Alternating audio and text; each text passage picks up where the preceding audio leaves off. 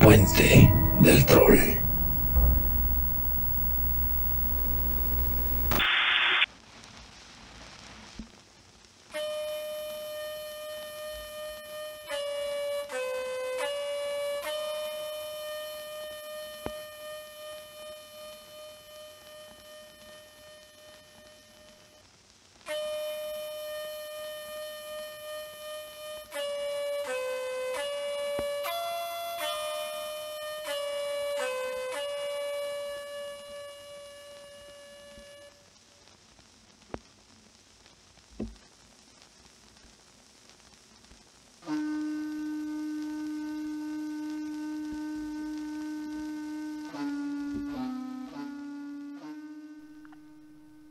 Mucha gente ignora que el zombie actual y el vampiro son de alguna manera primos mitológicos.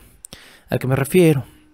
El vampiro de hoy es sobrehumano en habilidades. Es hermoso, pálido a un grado envidiable, de cabello rizado, tiene control sobre los animales y el clima, y parece que no podría ser más perfecto y más deseable.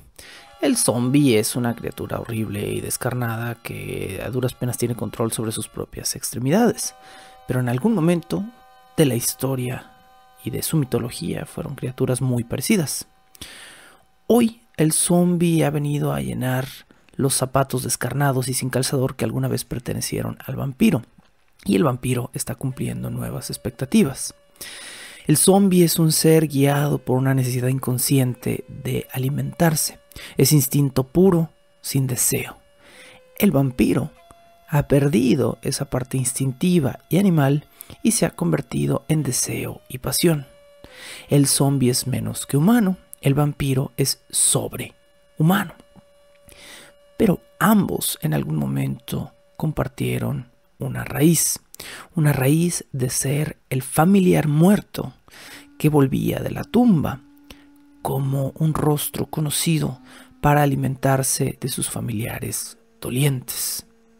Durante la Alta Edad Media, esto es de los años 400 a 1000 de nuestra era, el vampiro era un ser más parecido a un zombie que a las seductoras criaturas escritas por Bram Stoker o Anne Rice. El vampirismo en Europa Oriental, nos dice el mito, era producto de una maldición moralina que podía provenir de una infinidad de fuentes, la mayoría absurdas. Si eras el hijo de una unión ilegítima, si había sido engendrado por una monja que había tenido una relación sexual con un sacerdote, si habías muerto sin bautismo, eras un vampiro potencial. También eras un vampiro potencial si eras un cuerpo fallecido en pecado mortal, si eras el séptimo hijo de una familia, un niño con labio leporino, sí, hijo de una mujer embarazada que fuera mirada, observada simplemente por un vampiro durante su embarazo, boom, automáticamente se convertía en un vampiro. Incluso los cadáveres de criminales enterrados en los cruces de camino podían convertirse en vampiros. Era por esto que los enterraban en los cruces de caminos. De aquí surge el mito de la estaca. A los criminales que habían cometido algunos actos horrendos se les enterraba debajo de la estaca de un cruce de caminos, no para estacarles el corazón, como en el mito popular del vampiro, sino para que su cuerpo no pudiera levantarse a comer carne humana. Entre los eslavos, todos los pelirrojos eran propensos a convertirse en vampiros. En este punto de la historia y de la mitología del vampiro, el vampiro es básicamente un zombie. Es un ser muerto viviente que regresa descarnado y carcomido de la tumba para atacar a personas incautas, por lo general a sus propios familiares que dolientes lamentan su muerte, lo vuelven a ver llegar a casa, le abren la puerta, lo invitan a pasar y son devorados por este vampiro. En este punto de la historia, el vampiro y el zombie son muy similares. Roman Gubern establece que todas las criaturas clásicas, la criatura de Frankenstein, incluso el mismo Drácula, se han vuelto un poco menos poderosas, un poco más infantiles por folclóricas.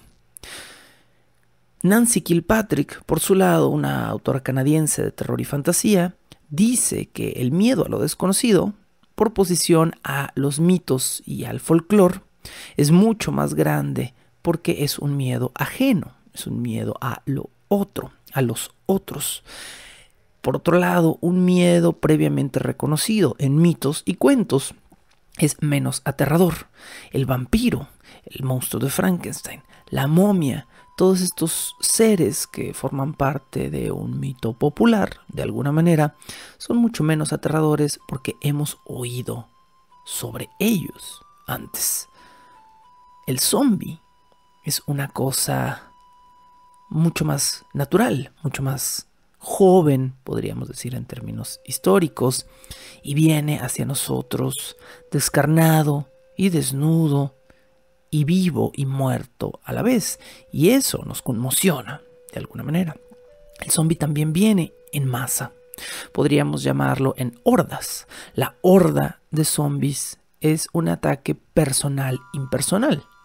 ¿A qué me refiero? Sé que esto suena raro. El zombie, cuando está en la horda, se impersonaliza, se vuelve parte de una masa y deja de ser un individuo que nos aterra de manera personal. Pero el zombie también tiene una segunda cara.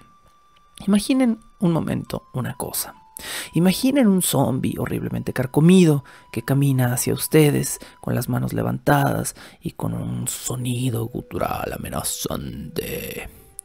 Este zombie claramente es aterrador, pero es mucho más siniestro si le colocan el rostro de un ser querido. ¿Qué tal si ese zombie fue su esposa, o su abuelo, o peor, su hijo recientemente fallecido, que se ha levantado de la tumba y ha venido a devorarnos? ¿Vamos a tener la fuerza para destruirlo? Probablemente no. El zombie es un horror personal, impersonal, desnudo, horrible, atractivo y un espejo de nosotros, todo en un mismo paquete. Bienvenidos a este segundo episodio de esta temporada de Bajo el Puente del Troll, Zombies Redux o Carne sobre Hueso. Este episodio se titula Teorías sin Cerebro y es el episodio en el que continuamos el trabajo de Jorge Gonzalo en su libro La Filosofía Zombie, donde nos estipula múltiples teorías sobre por qué nos gustan los zombies. Soy Sergio Vicencio y les doy la bienvenida a este episodio. La segunda teoría que plantea Jorge Gonzalo en La Filosofía Zombie es una de perspectiva social. Vamos a tratar de dejar de lado el aspecto pesado de esta perspectiva social y vamos a hablar de la manera más clara posible de a lo que este autor se refiere. El zombie como horda, justo como mencionábamos hace un momento, es un otro, es un él que no soy yo. Y por lo tanto es una invasión de nuestras fronteras, de nuestras costumbres y de nuestro razonamiento. Es una criatura que no habla como nosotros, que no razona como nosotros, que tiene su propio grupo cerrado, es parte de su grupo y entre los miembros de su grupo se apoya. Por decirlo de alguna manera, los zombies no se atacan entre sí, los zombies no se devoran entre sí, tienen sus propias reglas y no van a respetar las nuestras. En otras palabras, la teoría de la horda es una teoría sobre la xenofobia. Ellos contra nosotros. Y la parte más terrible dentro del aspecto psicológico de esta teoría es, ¿qué tal si ellos me infectan a mí? ¿Qué tal si eventualmente estos seres extraños, extranjeros, penetran tanto en mi sistema que yo comienzo a comportarme como ellos porque me han infectado y ni siquiera me di cuenta? Por supuesto, esta es una teoría que apela a nuestro racismo, a nuestra forma de ver la cultura propia. Aquí, el miedo al zombie viene de lo ajeno, de la otredad, como la llamarían algunos sociólogos y antropólogos. El zombie es ese otro humano corrupto que viene a destruir la sociedad en la que creo y vivo. La desesperación que de alguna manera sienten los protagonistas de las películas y libros de zombies viene de la idea de perderlo todo. ¿Qué tal si pierdo mi casa, a mi familia? ¿Qué tal si estos seres destruyen mi status quo, mi actual normalidad? Y entonces la sociedad que yo conozco y disfruto se convierte en un caos gracias a ellos. De repente ya no tengo por qué luchar. Si no tengo casa, hogar, familia, identidad, entonces no tengo nada por qué seguir viviendo. Me rindo y el zombie gana. Esta segunda teoría de Jorge Gonzalo, de nuevo, tiene tonos sociológicos y antropológicos profundos, en los cuales no abrevaremos demasiado, pero no sobra decir que en esta encarnación sociológica el zombie es el extranjero, siempre, ¿sí? Países como Inglaterra, países como Francia y por supuesto Estados Unidos son naciones que se agobian constantemente por el tema de la migración. Cuando, al menos en el caso de Estados Unidos es un país de migrantes. Estados Unidos es un país formado por medio de un genocidio de migrantes europeos a nativos, ¿no? Entonces, el propio yo no puede ver su propia otredad. Cuando el inglés, cuando el francés, cuando el eslavo, el alemán, el vikingo toman su barco y viajan a América, ellos no se ven como los otros, ellos son ellos. Ellos no se ven como los invasores, pero en ese momento ellos son los zombies, ellos son la horda que ataca. El zombie se ve de la misma manera. El zombie no se ve a sí mismo como el enemigo. El zombie solo está preocupado por su propia supervivencia y siente que tiene derecho a invadir. Así que todo invasor es yo. Y todo invadido también es yo. Es una simple identidad contra otra. De repente, estos invasores plagan todo el territorio y se convierten en la nueva norma. ¿Qué es lo que pasa en todas las películas de zombies? El zombie, de alguna manera, el zombie en las secuelas de muchas películas se convierte en el ciudadano de un nuevo mundo. Guerra Mundial Z o Land of the Dead son películas que nos muestran que el zombie ya es el habitante normal de un territorio y nosotros los vivos somos los extraños. Por supuesto, este es el más grande horror racial que experimenta el xenófobo. Eventualmente ellos van a ser la normalidad y yo voy a ser el extraño en mi propia tierra. Esta es la segunda teoría de Jorge Gonzalo, la teoría de la horda, que especifica que tememos al zombie desde una perspectiva xenofóbica y social.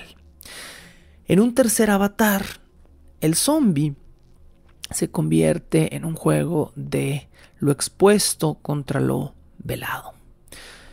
Como ya decía en un principio, para la humanidad expuesto significa malo. Esto lo hablábamos en el capítulo anterior. Si está expuesto, si está desnudo, si es explícito, si es demasiado directo a mis ojos y a mis oídos, entonces de alguna manera me incomoda.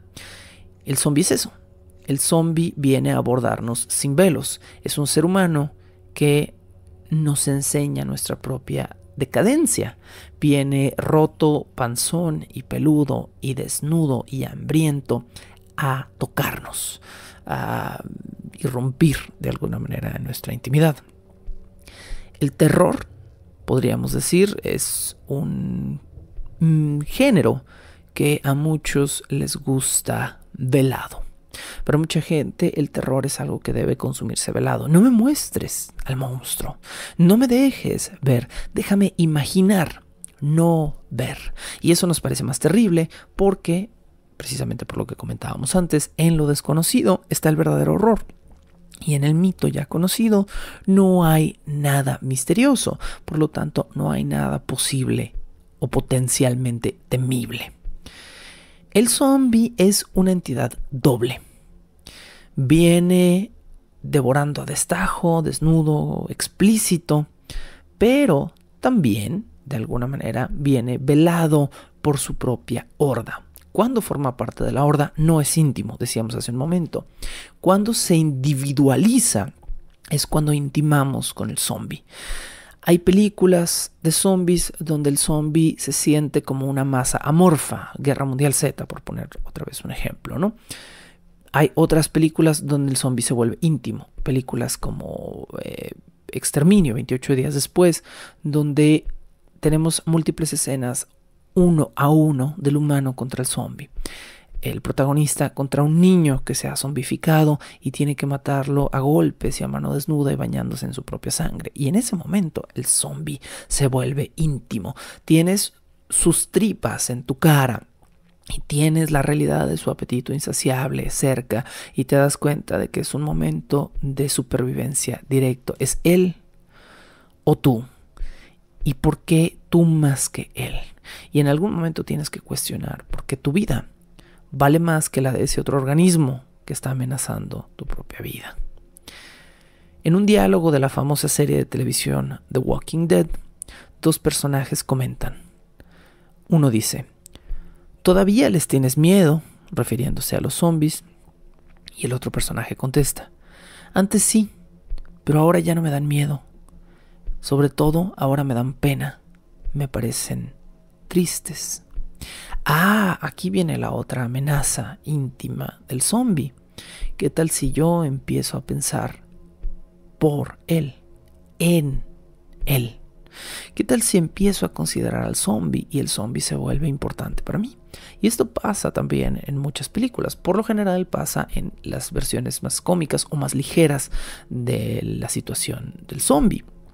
El zombie solo intimamos con él de una forma relajada, porque de una forma seria es difícil. Películas como Shaun of the Dead, el desesperar de los muertos, o películas como Warm Bodies, donde parece haber una relación íntima entre un personaje zombificado y un personaje humano. Ya hablaremos más adelante de la novela Descansa en paz de Jon Afide Lindqvist, que es una de las novelas más íntimas del tema zombie, al menos que yo haya leído. En la ropa del zombie, en su forma, en su silueta humana, vemos algo familiar, y eso nos recuerda que ellos son nosotros y que nosotros nos vamos a convertir en eso eventualmente, y alguien nos va a destrozar la cabeza con un tubo. Sus tripas y su sangre y su desnudez son las nuestras. El cuerpo del zombie es familiar porque es como el nuestro, pero es extraño porque nos muestra nuestra propia mortalidad. Es algo como humano, pero muerto. En un ensayo titulado Lo siniestro, Sigmund Freud decía que los títeres y los autómatas, es decir, máquinas que se mueven a base de cuerda o de cuerdas, son seres siniestros porque son algo muerto que se comporta como algo que está vivo. Una definición que, si lo pensamos 2 segundos, aplica perfectamente al zombie. El zombie es una entidad muerta que se comporta como algo que está vivo. ¿Qué hacen las cosas que están vivas? Se mueven y se alimentan. Y eso es exactamente lo que hace el zombie, a pesar de estar muerto. El zombie es algo que no debería continuarse y que sin embargo logra hacerlo. Uno está muerto para siempre. Pero ¿qué hay con el zombie? El zombie contradice esa norma y ni siquiera está muy seguro de que lo está haciendo. Es decir, el zombie no sabe o no sabemos. Es decir, dependiendo de la mitología, si el zombie sabe o no sabe que está muerto. Ese también es otro planteamiento muy interesante. ¿Sabe un zombie que es un zombie? Algunas películas dicen que sí. Si pensamos que un zombie es consciente de su propio dolor y de su propia muerte, entonces también se vuelve más íntimo. Eso es lo que pasa en una película tan simple y tan relajada como El regreso de los muertos vivientes de 1985, curiosamente dirigida por Dan O'Bannon, escritor de Alien 1. Eso es un pequeño dato curioso. En El regreso de los muertos vivientes, que es una película muy tonta y muy relajada, un grupo de supervivientes lucha contra el torso roto de una mujer que ya está casi vuelta a un esqueleto y la amarran sobre una mesa. Y entonces le preguntan a esta mujer ¿Por qué? ¿Por qué tan violentamente quiere devorar sus cerebros? Los zombies del Regreso de los Muertos Vivientes solo comen cerebros. Y la mujer en descomposición les habla, les contesta y les dice que comer un cerebro humano les da un momento de paz a estos seres. Estos seres que no tienen un propio cerebro y sienten el dolor de su propio vacío, al consumir un cerebro humano, por un momento se sienten humanos otra vez. Y qué pensamiento más profundo de una película tan en apariencia superficial como El Regreso de los Muertos Vivientes. Eso nos llena de un horror nuevo.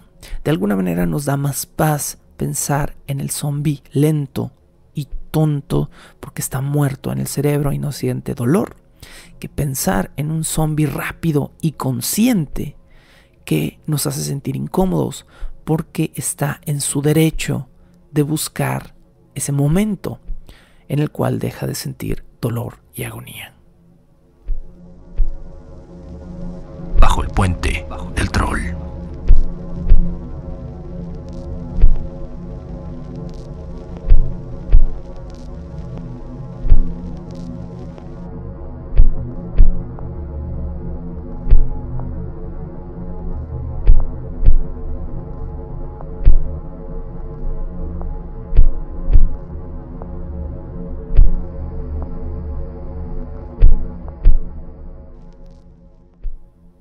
Para Maurice Blanchot, un filósofo francés y teórico literario, la muerte no es localizable porque no tiene duración, no tiene final, no tiene prolongación. Es un evento de un instante y en el momento en el que ese evento se cumple, la muerte está también terminada. Ya moriste, permaneces muerto y te prolongas muerto para siempre porque es un nuevo estado permanente. De alguna manera, el momento de la muerte en sí no es un evento prolongado. Por el contrario, tenemos el término zombie, que como ya dijimos, proviene del congolés nzambi, en una de sus acepciones etimológicas, que significa al mismo tiempo espíritu y cuerpo. En otras palabras, algo efímero y algo, entre comillas, eterno. Juntos son una cosa eterna que prolonga una muerte efímera.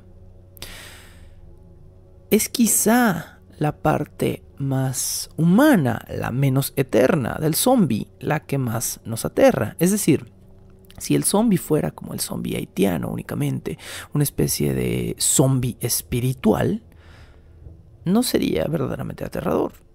Sería más cercano a un fantasma que también generan un miedo irracional, pero distinto al del zombie. Es la parte tangible, visible, expuesta y carnosa del zombie la que más nos parece desagradable.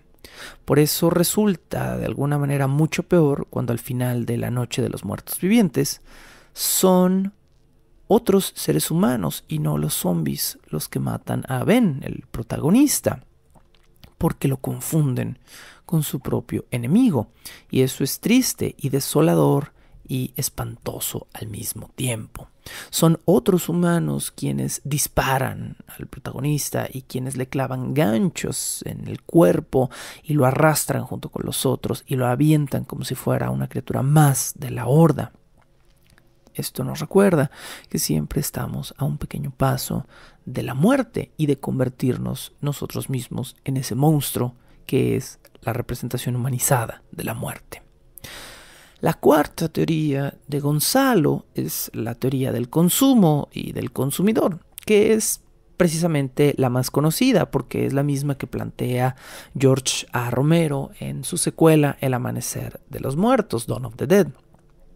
Recientemente, mucho más recientemente, con un remake de Zack Snyder que honestamente sí mejora sobre la original. El Amanecer de los Muertos es una película donde sus protagonistas deciden enclaustrarse, encerrarse en un centro comercial y descubren que los zombies los siguen hacia el centro comercial por dos razones. Una es porque ellos están ahí y buscan carne, y otra es porque los zombies tienen un dejo de instinto de sus días como vivos. ¿Y qué es lo que nosotros hacemos por propia voluntad en nuestros días de descanso, salir a caminar, salir a comprar cosas, salir a comer y a jugar y a hacer nada en un centro comercial. Es esta simpleza casi vacía, capitalista, lo que George Romero critica en esta película, y esta es la cuarta teoría de Gonzalo, que nos dice que el zombie no es otra cosa más que un reflejo de nosotros. Son nosotros en nuestra versión más simple y más vacía y menos pensante. Son nosotros sin proyectos personales, nosotros sin planes, nosotros sin mucho que llamar vida en nuestro status quo, en nuestro día a día. Si solo descansamos y compramos y vemos la tele, nos convertimos en instinto. Instinto no de supervivencia, sino un instinto comercial de entretenimiento. Uno de los personajes de Romero confirma esta teoría diciendo: míralos, ellos son como nosotros. Es que en el infierno ya no hay lugar. ¿Sí? Simplemente es como si dijera que los zombies son nuestras almas rebotando del infierno, porque el infierno está lleno y no nos queda más que seguir viviendo nuestros días como ociosos consumidores, como zombies. Lo que dice esta teoría es que nosotros somos una horda de bestias no pensantes capitalistas que van por instinto a lugares de consumo y que no viven, solo existen sin conciencia. Eso es lo que dice esta teoría. En esta teoría somos productivamente disfuncionales. No nos gusta trabajar, no nos gusta ni siquiera trabajar para nosotros mismos. Si no tuviéramos que comer, probablemente no trabajaríamos, porque nuestra supervivencia no dependería de ellos. Vivimos entonces en una sociedad, sin tratar de citar a ningún personaje famoso de DC, donde es más fácil endeudarnos o pedir prestado o seguir comprando que realmente trabajar lo mínimo para vivir con lo necesario, para hacer simplemente lo que tenemos que hacer. Y nos convencemos de alguna manera de que esta vida comercial está bien, así es como tiene que ser nuestro día a día. Hay que comer, no necesariamente cerebros. Nuestro consumo del cerebro es el ocio y la distracción. Jugamos juegos, hacemos deporte, vamos a la playa, prendemos la tele, vemos una película, vemos toda una serie en un solo fin de semana o incluso en un solo día, ¿por qué no? Y empezamos a buscar esto desesperadamente entre nuestra semana laboral. 4 o 5 días de trabajo y se vuelve insoportable nuestra propia existencia y levantamos los brazos y decimos: cerebro, cerebro. Y ese cerebro es ocio fresco, carne fresca. Queremos ver la nueva película que salió. No soportamos estar viendo solo películas viejas en casa. No, quiero ir al cine, quiero ver lo nuevo, quiero descargar lo nuevo, quiero jugar el juego nuevo. ¿Por qué si tengo 33 juegos en mi librero no puedo comprar ese número 34? La carne podrida se rechaza. Somos buscadores de carne fresca en esta teoría. Y por supuesto que la sociedad en la que vivimos apoya este consumo. A las compañías les encanta, no lo piensan dos veces. Nadie nunca en un Walmart o en un Liverpool te va a decir: no compres esta otra tele. Oiga, yo lo vi el otro día venir aquí y ya compró usted una tele. Usted no necesita otra tele tan pronto, que se le descompuso, mejor vaya y arréglela. Nadie te va a decir eso. Si tú quieres consumir cerebros, nada ni nadie te lo va a impedir. Y Romero pensaba que este era el centro de su teoría zombie, esta teoría capitalista. Es por eso que esta segunda entrega se convierte más en la norma que la primera. Aunque la primera entrega de George Romero, La Noche de los Muertos Vivientes, es la legendaria y la que pasa a la historia como una de las mejores películas de su tiempo, es en realidad la segunda la que se convierte en la norma que Romero explota a lo largo de su saga. Dawn of the Dead, Day of the Dead, Dire of the Dead, Land of the Dead, todas son películas que siguen más en este sentido de el zombie comercial que tiene un dejo de memoria de sus días pasados y comienza a formar una especie de nueva sociedad estúpida que nos refleja. Los humanos están encerrados en el centro comercial y los zombies quieren encerrarse en el centro comercial, y al final del día todos estamos ahí haciendo exactamente lo mismo por razones distintas, sí, pero dentro de la misma mecánica. Jorge Gonzalo también plantea la posibilidad, a mi gusto mucho más forzada, de que haya una especie de agenda secreta en el zombie en cuanto a la moda y el canon de belleza. Ahora, esta es una subteoría de la teoría comercial de Gonzalo y me parece que sí es muy forzada, verdaderamente. Gonzalo nos dice que de alguna manera el zombie es un reflejo del ideal del canon de belleza. Tiene las costillas salidas, los pómulos salientes, las mejillas hundidas, es delgado al grado de verse muerto, y que eso de alguna manera es un mensaje en contra del plus size. Que si algo sí podemos decir de esto, zombie o no, es que definitivamente parece haber un desbalance en este tipo de cuestiones del cuerpo, ¿no? Nadie quiere una obesidad mórbida para sí mismo, porque es dañina, te destroza las rodillas y la cadera y el corazón y los pulmones, y es peligroso. Pero nadie quiere tampoco vivir preocupado por cada una de las cosas que come y hace en su día para no verse como algo que no puede encontrar en las páginas de una revista. Eso también me parece que es igual de dañino. Es tan terrible vivir obsesionado por un canon de belleza absurdo como vivir dominado por un cuerpo desmesurado. Creo que ambos extremos son muy peligrosos. Brinquemos pues a la última teoría planteada por Jorge Gonzalo para movernos de ahí a otras cosas. Jorge Gonzalo determina esta teoría como la teoría del instinto y la masa contra el individuo y el deseo. Ya dijimos cuando lo comparamos con el zombie al principio de este episodio que de alguna manera el zombie no tiene deseo. Tiene instinto, su instinto es alimentarse y seguir avanzando y seguirse moviendo por mero impulso. Pero no estamos seguros de que realmente sea lo que desea. El zombie no está sentado pensando, realmente quiero ir por ese cerebro o por esa carnita o tripita que tengo ahí.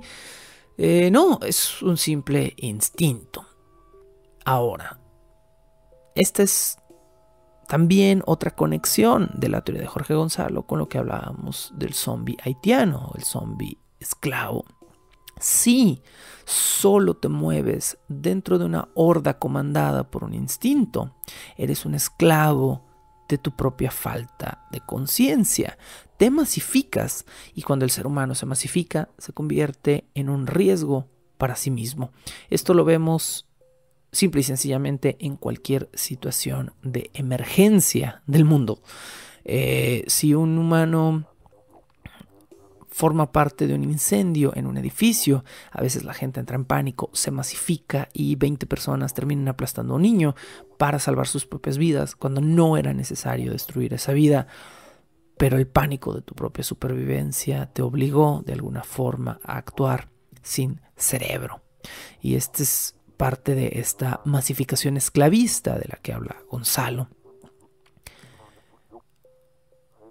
Esta cuestión de la horda del zombie dominando una ciudad, por ejemplo, presenta otra idea morbosa en nuestro pequeño cerebro humano. Y es que hay una parte de ti, sí, tú que me estás escuchando, que alguna vez ha considerado, al menos por un par de minutos, que quizá hoy no estaría tan mal tener un apocalipsis zombie. Porque en un mundo gobernado por zombies, hoy no te tienes que levantar a las 6:30 de la mañana. Hoy no tienes que manejar hora y media en el tráfico. Hoy no tienes que ir 8 horas a un trabajo que no te gusta. La sociedad se borra se convierte en una tabula rasa, en un borrón y cuenta nueva, y todo lo que socialmente se nos ha impuesto desaparece. Y esa idea, más de una vez, en un lunes por la mañana, te ha parecido atractiva. De repente hay un mundo sin reglas y solo quien es útil y cuidadoso vive y quien no, muere. Pero no hay un horario, no tienes que ir a una oficina, no hay una obligación social, no tienes que comer o cenar con alguien que te cae mal por una simple oportunidad de trabajo o de dinero. No, puedes irte a una cabaña, en el bosque, a cazar. Y eso, dentro de la sociedad establecida como la conoces hoy en día, es casi imposible. Justo leía hace unos días que el sueño rural es para los ricos. En otras palabras, que poder mañana tú decir, me voy a comprar una cabaña en el monte y voy a vivir allí, es un sueño de ricos. No puedes hacerlo. No puedes mudarte de esa manera. No puedes manejar hasta ese punto o volar hasta ese punto. No puedes comprar esa casa. Es un sueño de ricos. Pero en el apocalipsis zombie se convierte en el nuevo status quo. Cazas y sales y tomas lo que es tuyo y eso te mantiene y ya no hay una regla o una sociedad o una policía que te diga que no puedes simplemente entrar a un supermercado y tomar 40 latas de atún. El zombie de repente se vuelve también atractivo en esta teoría del instinto contra la masa, pero a través de nuestro instinto. Entra el instinto humano que nos dice, podría vivir así porque lo hice durante miles de años en el pasado, como sapiens sapiens, como el tipo de criatura, la especie que somos hoy en día. Ya vivimos así, sí, pero lo que no recordamos genéticamente es que no nos gusta vivir así, vivir ruralmente, vivir sin electricidad, sin internet, sin facilidades, sin YouTube y sin Netflix y sin Amazon, es una existencia mucho más miserable. Y para ello basta un botón. Pueden regresar a los episodios de nuestra temporada pasada de Las Estrellas Indiferentes y darse simplemente cuenta cómo vivía esa gente hace un par de siglos, donde su entretenimiento era ver quién sabía tocar el violín entre 20 personas para ver si esa noche se iban a dormir a las 6 de la tarde o a las 9 de la noche haciendo algo un poquito más interesante. Y punto. Queremos, en el fondo, un apocalipsis zombie. Pero cuando lo pensamos poco más de 5 minutos, nos damos cuenta que no funciona. La pandemia del COVID de 2019 ha puesto a prueba definitivamente nuestra visión romántica de los apocalipsis, porque ni siquiera hemos sabido lidiar con un apocalipsis pequeño. La visión popular previa al 2019 era que en el apocalipsis zombie nosotros íbamos a ser parte de ese pequeño grupo de sobrevivientes inteligentes y útiles que iban a saber sobrevivir. La realidad es que el año de 2020 probó que la mayoría de nosotros somos estúpidos que morirían en semanas o meses porque no somos ni útiles ni capaces de sobrevivir de una manera inteligente y, más encima, ni siquiera estamos dispuestos a sacrificar nuestro propio status quo para cambiar a un verdadero estado de supervivencia. Todavía hay gente que se niega a usar una mascarilla, pero que anhelan romántica y estúpidamente un apocalipsis zombie porque creen que su status quo va a ser mejor. Y no es verdad. El paradigma del apocalipsis zombie cambia lo cotidiano por un nuevo estado de supervivencia que no estamos listos realmente para sobrevivir. Todo se vuelve secundario a comer y a dormir. Pero perdemos una libertad y ganamos otra. Y el cambio, al final del día, no parece justo. En alguna temporada de The Walking Dead, dígase en el cómic o en la serie, los protagonistas de este cómic de zombies se encuentran con ese nuevo status quo y se dan cuenta que la única forma de volver a sentirse libres, de volver a dormir tranquilos, sin tener un ojo abierto y la respiración agitada porque en cualquier momento una horda de zombies te puede devorar, es encerrándose a sí mismos dentro de una prisión. Y entonces viene una nueva crítica en este cómic. El ser humano, en su aparente deseo de libertad de sus reglas sociales, se encierra a sí mismo en una nueva prisión para poder sentirse libre. El apocalipsis zombie, o nuestro falso anhelo por él, viene de una fatiga justificable.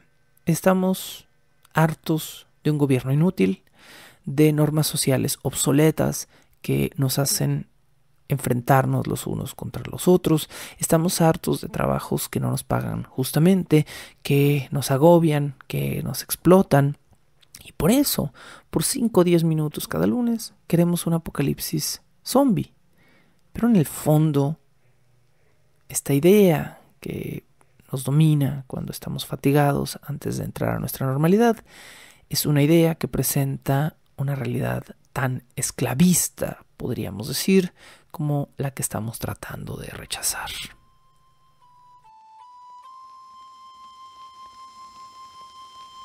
Bajo el puente del troll.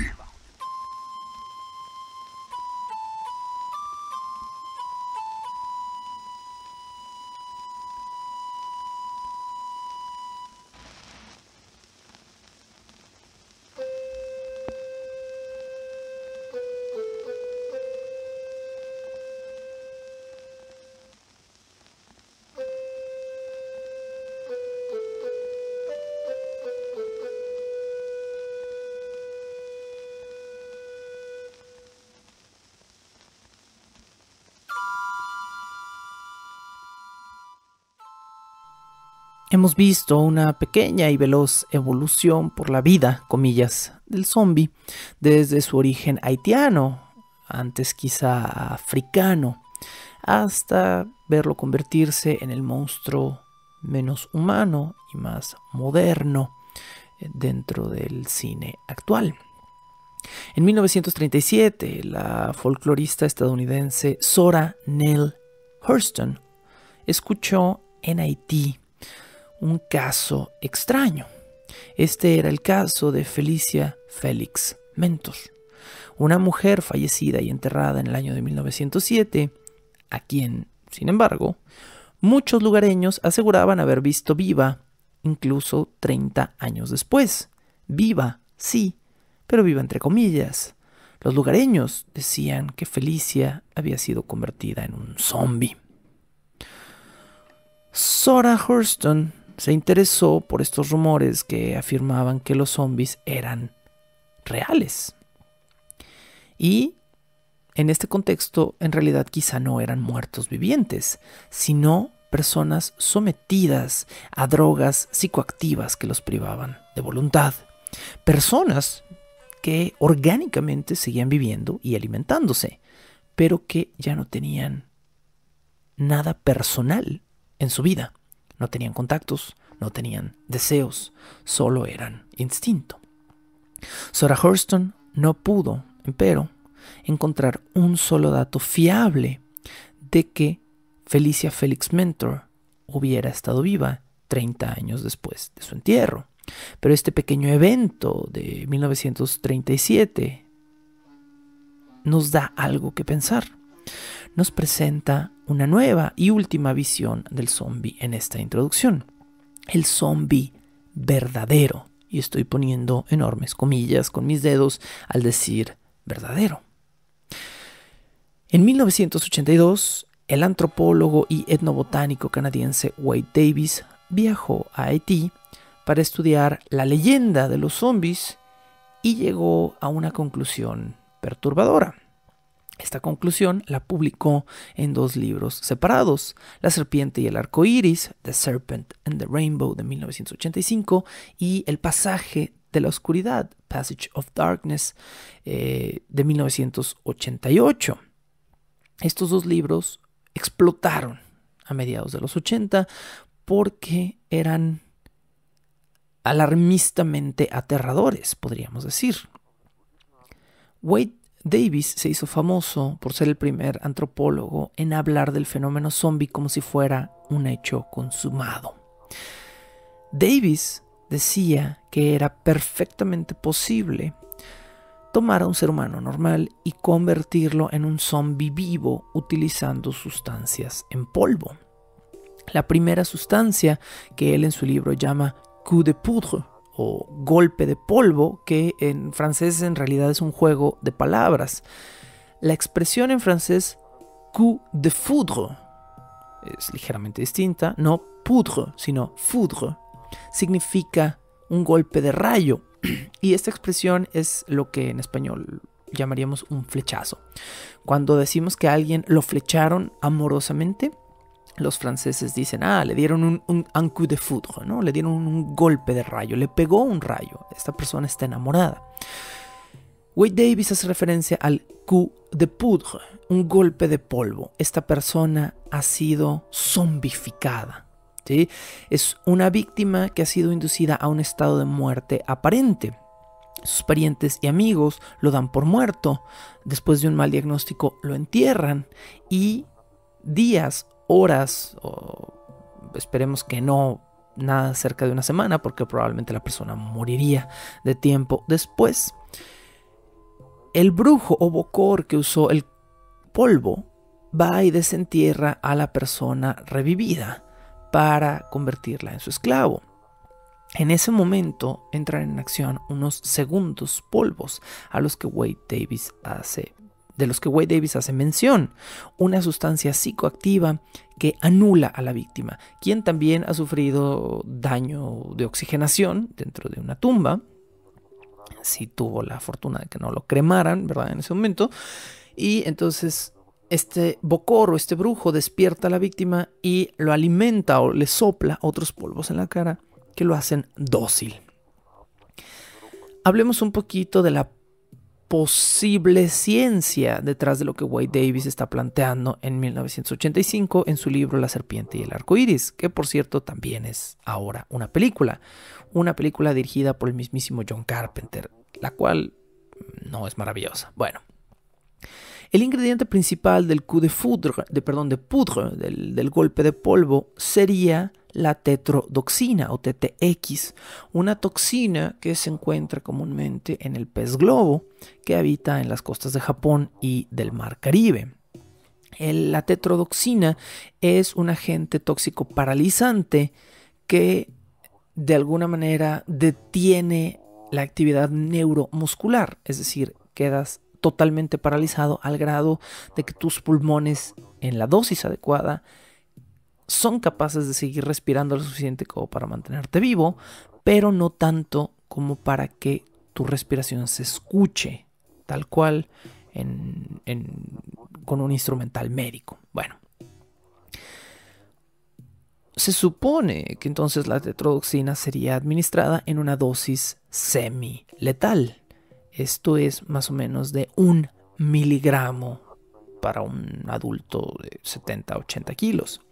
1 miligramo de tetrodoxina sería capaz de crear un estado de muerte aparente en un cuerpo adulto por varios días. Se cree que de 2 a 3 días en los cuales el sujeto seguiría consciente, pero paralizado al grado de no poderse mover, de no poder respirar, de no tener casi funciones digestivas, de no orinar o defecar.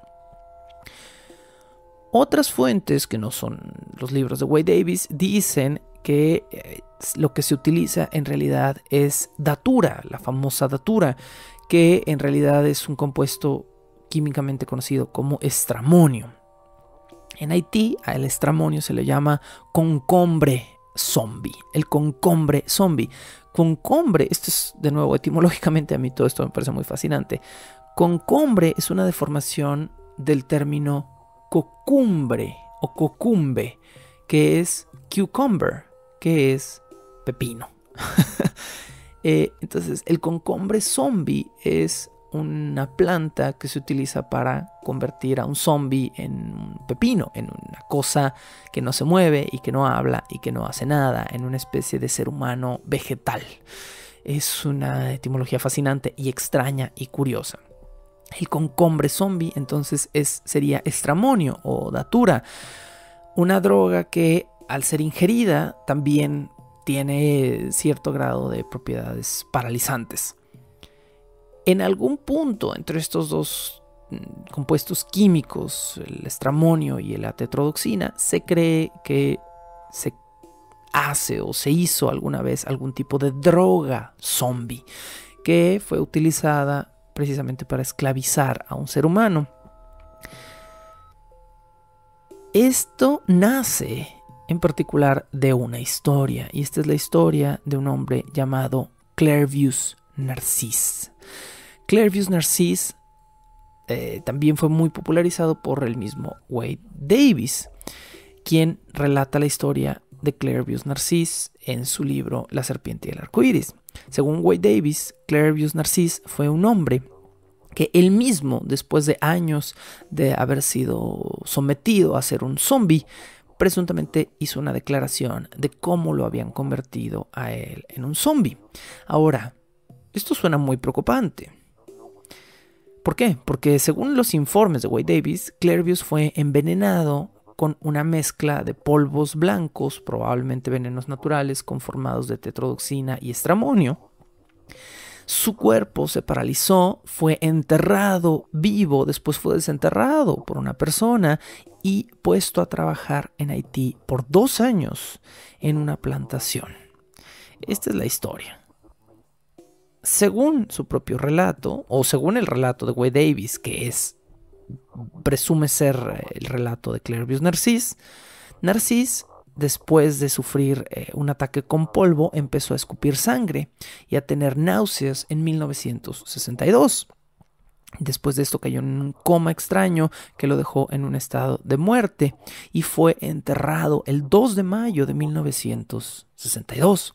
Su cuerpo fue desenterrado 2 o 3 días después y se le dio a comer en el momento de su desentierro una pasta hecha de datura, de estramonio, que en la dosis en la que se le dio a él tiene efectos disociativos y alucinógenos.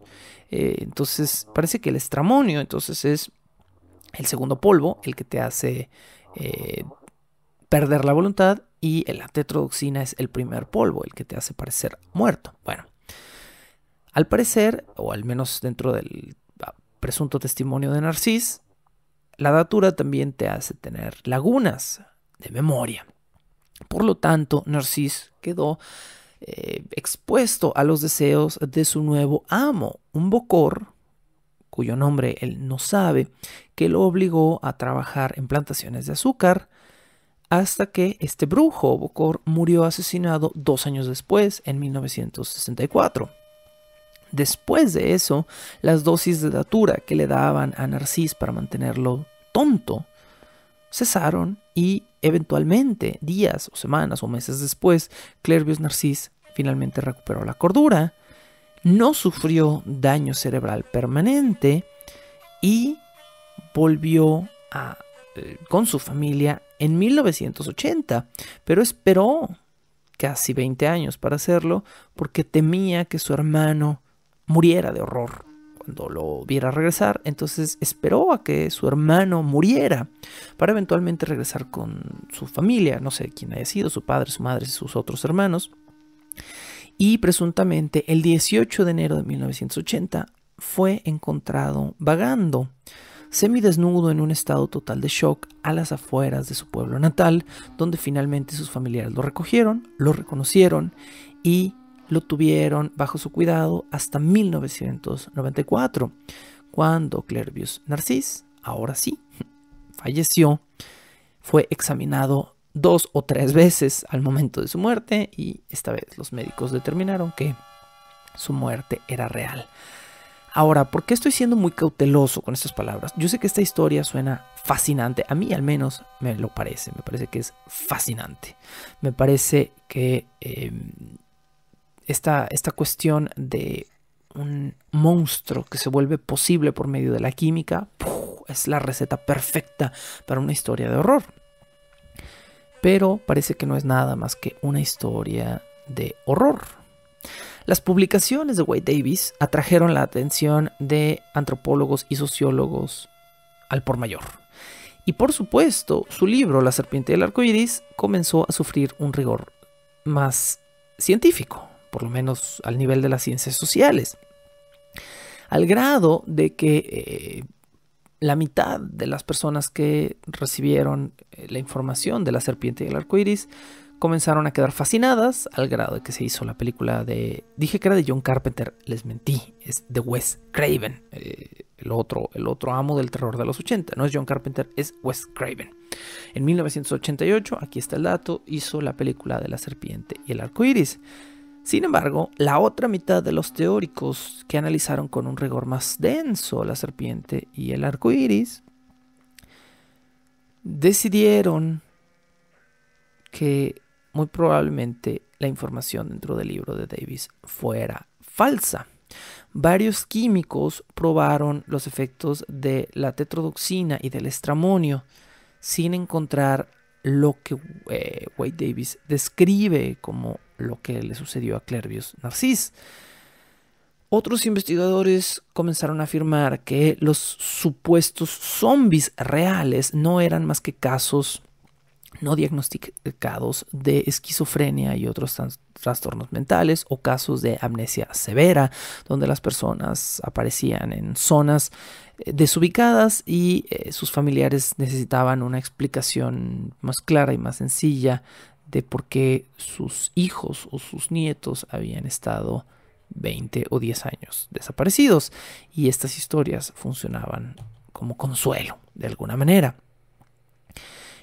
Un químico que habló al respecto de la serpiente y el arco iris de Wade Davis dijo que las listas de ingredientes de los presuntos polvos zombies que Wade Davis incluye dentro del libro son ingredientes confusos con nombres equivocados o cuyo efecto es totalmente falso, es decir, cosas que Wade Davis enumera en su libro como este y este compuesto se usaban para esto. Hay químicos que han analizado el texto y dicen esto no tiene sentido, o sea, este fulano no tiene idea de lo que está hablando y estos polvos o estos compuestos no funcionan exactamente como él lo está describiendo. Son de hecho estos tipos de polvo presentados por Davis en sus estudios los que apuntan a la tetrodotoxina como el principal causante de la zombificación. Pero otra cosa que estos químicos que revisaron el texto han descubierto es que las dosis de las que habla Wade Davis son inofensivas. Es decir, Wade Davis habla de cantidades muchísimo menores a 1 gramo en un adulto para causar efectos de parálisis total. Y esto no sería suficiente para causar el efecto que Wade Davis describe. Entonces, al parecer, toda la parte de rigor, podríamos decir científico, de lo que Wade Davis afirma en su libro, no sobrevive a una comunidad científica rigurosa analizando esta información. Por lo tanto, después de la década de los 80, los libros de Davis que habían causado tanta sensación y que se habían adaptado a cine y que habían hecho todo un meollo, fueron considerados eventualmente como ficciones. Es decir, al parecer, Davis, que no era un antropólogo muy famoso a la época, buscó convertirse en uno inventando una historia. Y una buena historia pues no hace buena ciencia, aunque sí convence a mucha gente de que esto es posible. Por otra parte, a diferencia o por separado de lo que Davis pueda afirmar, hay mucha gente que combina el mito de Clervius Narcisse con los libros de Wade Davis, con el hecho de que dicen que la Constitución de Haití habla específicamente sobre zombificación. Y entonces, bueno, por supuesto tuve que hacer un poco de análisis al respecto de esto y les dejo al costo lo que encontré.